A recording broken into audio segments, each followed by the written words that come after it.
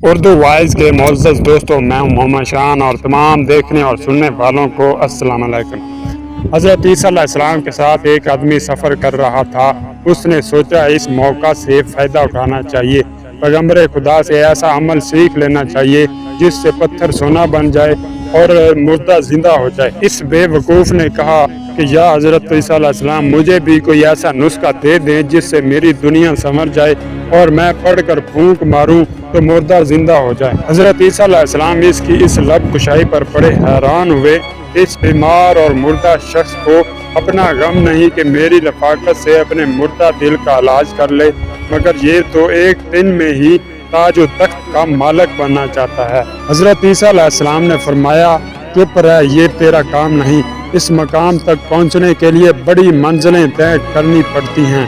یہ قوت تو اس وقت حاصل ہوتی ہے جب ایک عمر روح کی آلودگیوں کو پاک کرتے گزر جاتی ہے۔ اگر تو نے ہاتھ میں عصا پکڑ بھی لیا تو کیا ہوا؟ اس سے کام لینے کے لیے تو موسیٰ علیہ السلام کا ہاتھ چاہیے۔ ہر شخص عصا پھینک کر اسدہ نہیں بنا سکتا اور نہ پھر اسدحے کو عصا بنا سکتا ہے۔ اس شخص نے کہا، اگر آپ مجھے یہ اسرار و رموز نہیں بتانا چاہتے تو نہ صحیح، میری یہ عرض قابل پذیرائی نہیں تو میرے سامنے مردہ زندہ کر کے دکھا دیجیے۔ راستے میں ایک گہرے گڑھے میں کچھ ہڈیاں دیکھیں تو عرض کرنے لگا، یا حضرت ان پر دم کر کے پھونکیے۔ اس شخص کے اسرار پر حضرت عیسیٰ علیہ السلام مجبور ہو گئے۔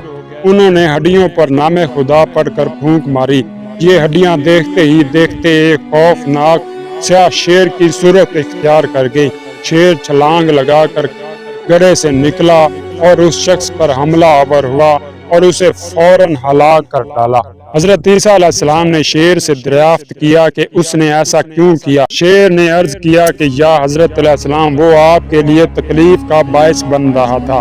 حضرت عیسیٰ علیہ السلام نے اس سے پوچھا کہ تو نے اس کا خون کیوں نہیں پیا؟